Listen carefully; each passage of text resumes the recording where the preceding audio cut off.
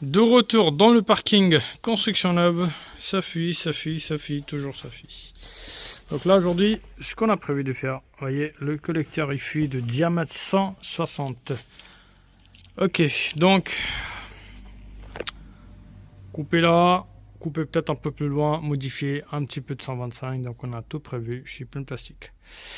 Alors pour ça d'abord on fait une coupure d'eau, donc tout le monde est au courant, les gens ils sont prévenus, donc le réseau en dessous pour moi c'est pluvial, le réseau en haut c'est eau usée, eau vanne, ça se mélange à ce niveau là. Donc première chose à faire, couper l'eau vanne générale, eau froide générale, parce que ici c'est construction neuve, donc c'est fait différemment. Pour l'eau chaude vous avez des colonnes qui montent aussi, pour l'eau froide aussi, sauf que tous les colonnes ils montent dans les placards et à partir des placards ils sont distribués à plusieurs endroits. Donc là j'ai coupé vanne d'eau froide générale, là je vais couper eau chaude générale. Une fois la vanne d'eau chaude est fermée, 1 pouce 1/4 D132, bien sûr on ferme aussi le T de recyclage, d'accord. Pourquoi je le ferme? C'est pour éviter d'avoir un retour. Voilà. Tout est prêt, donc là il n'y a plus qu'à commencer. On vient d'abord couper ici, tout simplement. Et après on va virer ce T d'engrangement avec la voiture. Vous voyez, ça continue de couler encore. Malgré que j'ai coupé de l'eau, là ça va faire 1 heure que l'eau est coupée. Et il y a encore de l'eau qui vient, mais bon, donc on n'a pas le choix. Même si les gens s'en servent, bah là on sera obligé de le faire de notre façon. Donc là du coup j'ai fait mon première coupe, d'accord, tout droit. J'ai pu faire devant, mais derrière comme je ne peux pas, au lieu de prendre 6, bah, j'avais acheté voilà, c'est du marque Novi Pro, bon c'est une marque normale hein, à CDO. Vous voyez, ça c'est la file de fer. Le problème c'est qu'une fois que vous en servez, ou 2 fois, là il devient entendu comme un ressort. Donc ça c'est un fil de fer, d'accord, qui permet de couper le PVC sur les endroits inaccessibles. Par exemple sur ce secteur là je viens de faire les coupes devant, vous voyez là c'est pas coupé en bas, donc je prends la file de fer, je vous fais voir comment ça coupe.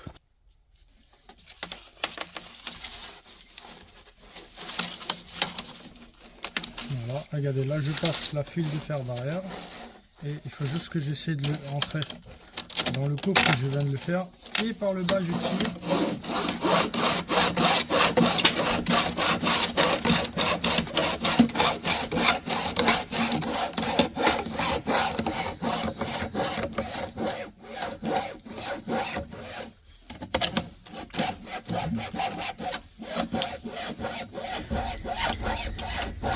Et voilà, c'est coupé. Regardez.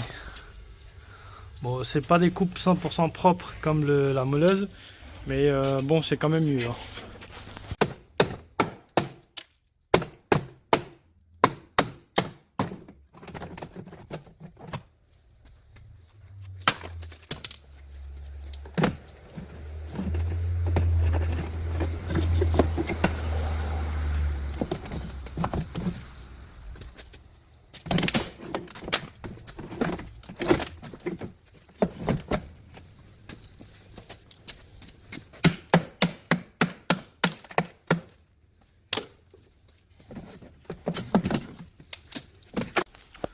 Regardez, voilà l'emboîture qui était fissurée.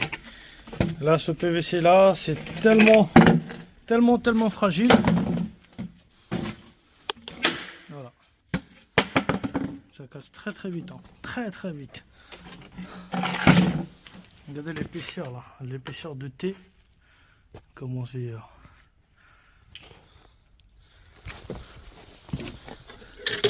Regardez l'épaisseur de montée que j'ai emmené. Bien sûr, ça c'est l'emboîture. L'emboîture il est toujours un peu plus gros. Mais regardez l'épaisseur de ça. Il est gros. Hein. Regardez l'épaisseur de ça. Plus fine que cela. Colle Novi Pro, colle PVC marque Plume Plastique. Les raccords tous ils viennent du Plume Plastique.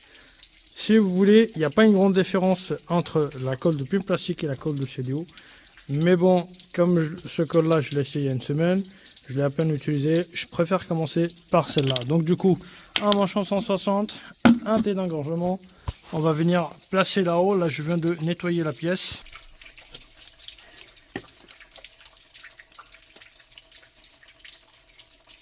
quand vous faites du gros diamètre, pour le gros diamètre, c'est conseillé de passer un tout petit peu de toile émerie et décapant.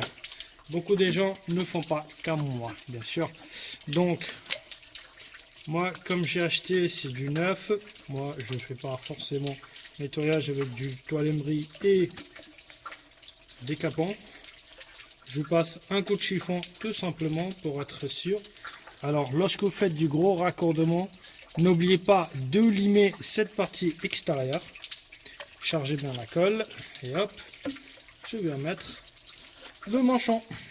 Donc, regardez à l'intérieur comment ça dégueule. Je viens essuyer la partie extérieure. Voilà. Partie intérieure, je profite de passer un coup de brosse en même temps. Un coup de pinceau bien sûr. Hop. C'est pour garantir que il n'y aurait pas de mauvais raccordement. Donc là ici j'ai vu que ça a dépassé et ça a dégueulé pour l'autre côté de la voiture. Je prends un petit chiffon et je nettoie vite fait. J'attends le temps de séchage un tout petit peu sur le gros diamètre. C'est légèrement plus long que prévu. Et en plus là on est dans le parking. Il fait au moins 4-5 degrés dans le parking. Extérieur il fait 9 degrés. Donc dans le parking il fait toujours un peu plus frais qu'extérieur. On laisse sécher un tout petit peu. Je vous fais voir la pièce que je l'ai coupée. Normalement j'avais coupé avec la file. Après j'ai passé un coup de meuleuse là-dessus. Donc du coup, regardez, vous voyez, cette partie-là, la surface qu'on vient faire légèrement limer, en fait, si vous voulez, cette partie-là, elle permet de faire un double collage un peu plus fort que côté surface extérieure. Parce que la surface extérieure, elle va être collée. Mais ça, cette partie-là qu'on vient de limer, elle vient se buter à l'intérieur de manchon qui a déjà un buté à l'intérieur. Donc ça facilite double collage. Nettoyez bien les surfaces extérieures avec décapant ou bien avec un chiffon. C'est conseillé de s'en servir d'un décapant, mais moi, comme le surface je l'ai déjà nettoyé, donc je ne m'en sers pas de décapant. Passez bien la pinceau tout autour, surtout la partie en bas, parce que c'est en bas où souvent on a un mauvais collage. Donc là, je passe tout autour. Je viens passer la colle à l'intérieur de mon manchon, que je l'ai dans la main.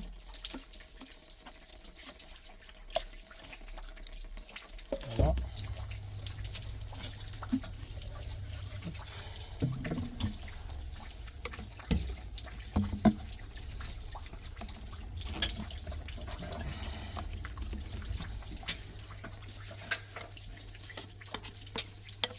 Toute la colle qui dégueule, faut simplement la ramasser.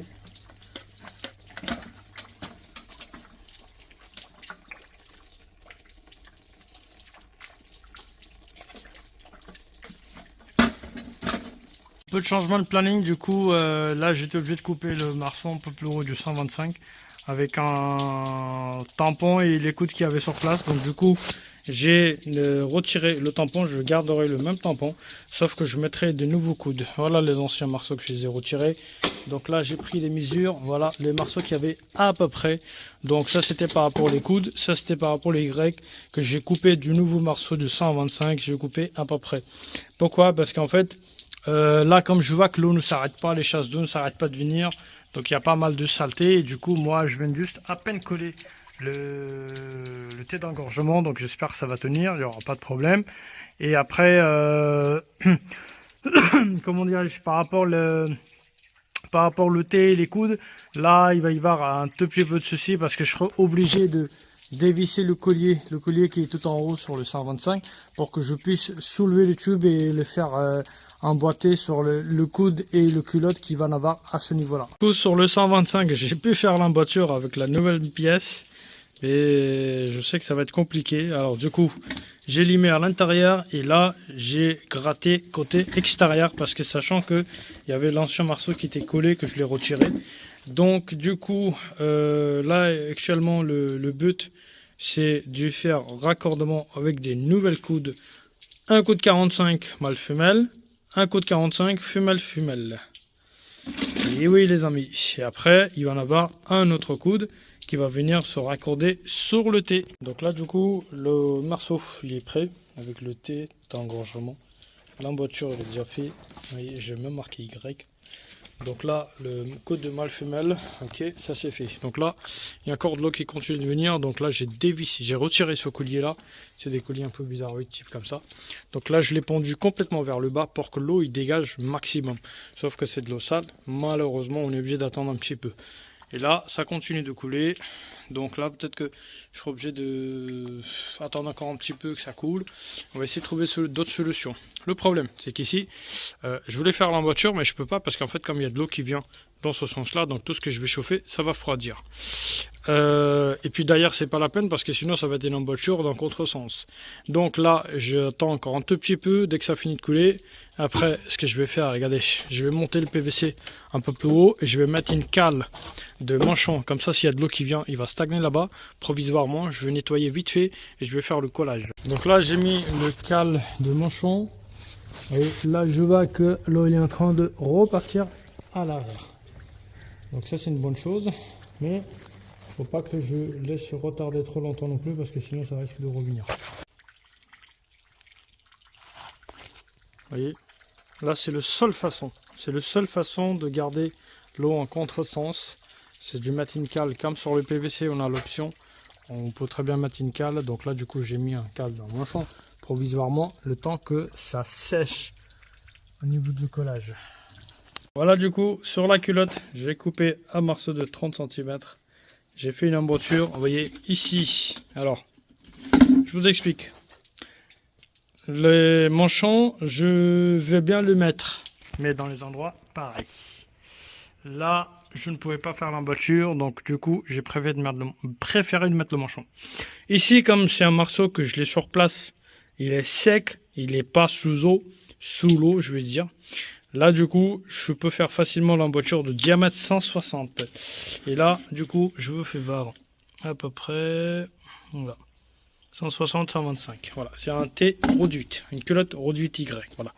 Donc du coup là, de l'autre côté, j'ai plus qu'à sécher la partie de T ou T d'engrangement. Je vais coller là-bas. Je vais soulever ce morceau-là un peu plus haut avec une cale de manchon que je l'ai laissé.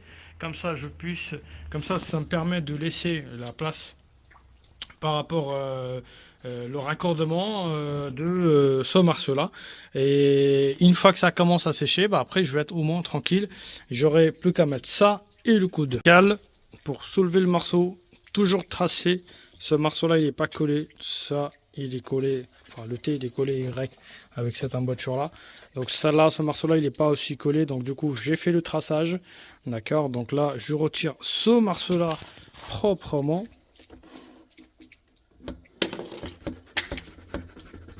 Voilà, hop, une fois retiré, vous voyez, là tout est tracé, l'emboîture, il va être raccordé correctement, donc tout est nettoyé, plus qu'à coller.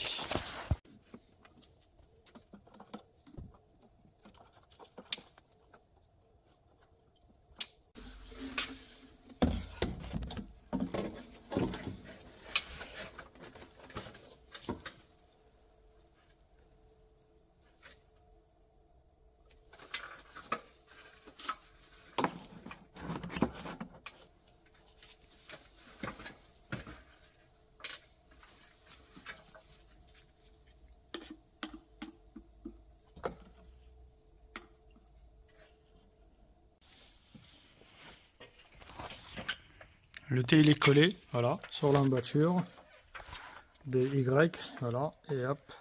Le morceau là que j'avais refait du 125, un coup de là, deux coups de là, j'avais repris le morceau entre là et là, mais sauf que j'ai récupéré le T d'engorgement, franchement nickel.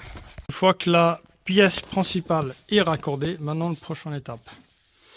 En revenant sur ce JD là, je l'appelle JD manchon de la réparation, vous voyez, ça c'est soudé d'origine, d'accord. Donc manchon de la réparation, vous voyez, on l'appelle aussi manchon de dilatation. 200 mm de largeur, D 160, diamètre 160. Ça vaut 200 balles. Donc quand vous intervenez dans les endroits pareils, vous êtes obligé d'avoir une pièce comme celui-là. Parce que vous n'avez pas d'autre choix. Comme des fois, c'est pas facile à faire le raccordement, surtout sur les gros diamètres. Donc je vous conseille d'abord, vous retirez l'écrou. Vous venez placer votre écrou comme celui-là, comme ici. Enfin, voilà. Vous prenez le joint à lèvres. venez vous installer le joint à lèvres. Un tout petit peu compliqué. Hop, voilà. Vous n'avez plus qu'à pousser et tirer. Voilà. Donc, on va la pousser jusqu'au fond. Enfin, j'ai pu mettre le dernier morceau. Le problème, c'est que là, j'ai pu mettre cette pièce-là sur place. Elle était très bien collée. Il n'y a aucun problème. Elle est toujours très bien collée. Aucun problème. Ici, le temps de faire le raccordement de manchon de la réparation avec le manchon existant, j'ai eu beaucoup du mal parce qu'en fait, comme c'est du gros diamètre, pour aller tourner, là, il faut faire. Il y a beaucoup de boulot. Donc là, ce qui m'inquiète, c'est sur ce secteur-là. J'espère que je vais pas avoir des fuites parce que là, je viens de passer le doigt pour sécher la colle et de ce qui m'inquiète, j'espère qu'il n'y aura pas de problème de mauvais collage parce que j'ai eu de l'eau qui est venue entre temps, donc on va attendre, on va regarder le résultat. Donc j'espère qu'il n'y aura pas de problème parce que moi je vous dis, alors ce morceau là il coûte au moins 200 euros. 200 euros ce manchon de réparation. Donc après je peux très bien décoller avec le décapeur thermique, le nettoyer, mais voilà. Donc on va attendre le résultat. Là du coup l'essentiel c'est que ça c'est collé.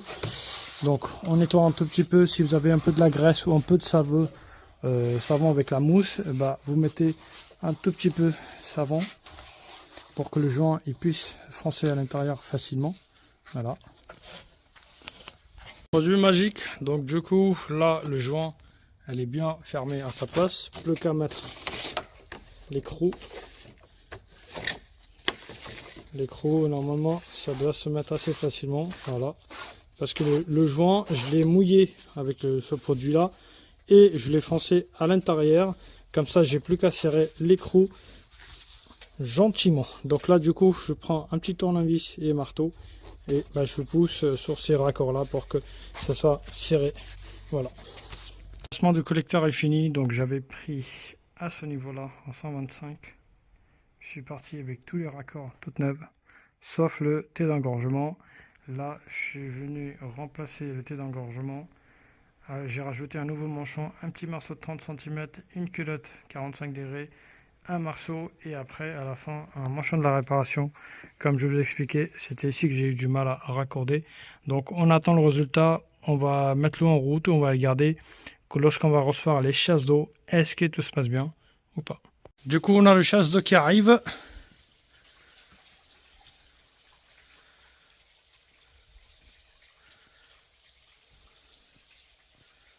Allez, dépêche-toi. Ici.